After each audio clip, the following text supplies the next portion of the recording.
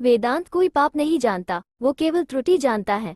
और वेदांत कहता है कि सबसे बड़ी त्रुटि यह कहना है कि तुम कमजोर हो, तुम पापी हो, एक तुच्छ प्राणी हो, और तुम्हारे पास कोई शक्ति नहीं है और तुम ये वो नहीं कर सकते। किसी की निंदा ना करें।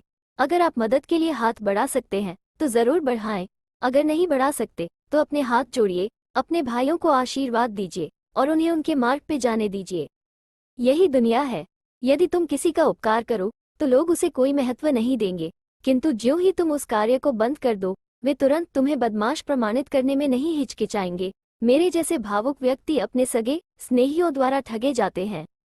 सच्ची सफलता और आनंद का सबसे बड़ा रहस्य यह है वो पुरुष या स्त्री जो बदले में कुछ नहीं मांगता, पूर्ण रूप से निस्वार्थ व्यक्ति सबसे सफल है।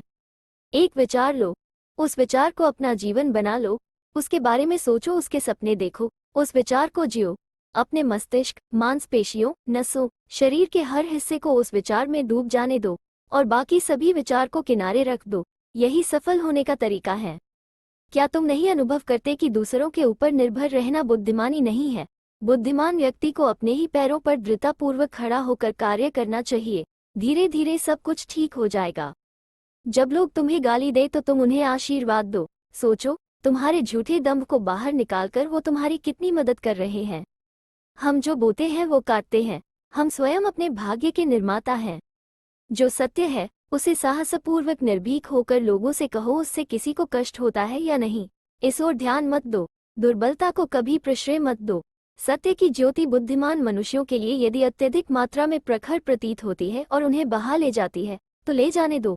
वे जितना शीघ्र बह जाए उतना अच्छा ही है। यदि स्वयं में विश्वास करना और अधिक विस्तार से पढ़ाया और अभ्यास कराया गया होता तो मुझे यकीन है कि बुराइयों और दुख का एक बहुत बड़ा हिस्सा गायब हो गया होता। हमें ऐसी शिक्षा चाहिए जिससे चरित्र का निर्माण हो, मन की शक्ति बढ़े, बुद्धि का विकास हो और मनुष्य अपने पैर पर खड़ा हो सके। तुम्हें कोई पढ़ा नहीं सकता, कोई आध्यात्मिक नहीं बना सकता।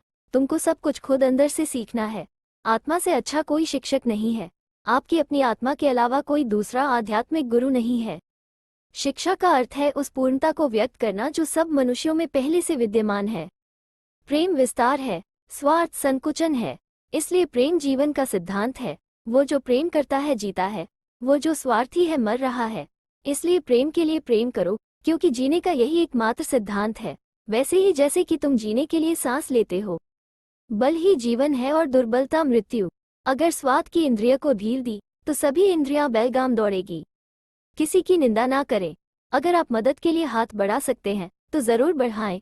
अगर नहीं बढ़ा सकते तो अपने हाथ जोड़िए, अपने भाइयों को आशीर्वाद दीजिए और उन्हें उनके मार्ग पे जाने दीजिए। धर्म कल्पना की चीज नहीं है, प्रत्यक्ष दर्शन की चीज है। जिसने एक भी महान आत्मा के दर्शन कर लिए वो अनेक पुस्तकें पंडितों से बढ़कर है। मस्तिष्क की शक्तियां सूर्य की किरणों के समान है। जब वो केंद्रित होती हैं, चमक उठती हैं। जितना हम दूसरों के साथ अच्छा करते हैं उतना ही हमारा हृदय पवित्र हो जाता है और भगवान उसमें बसता है।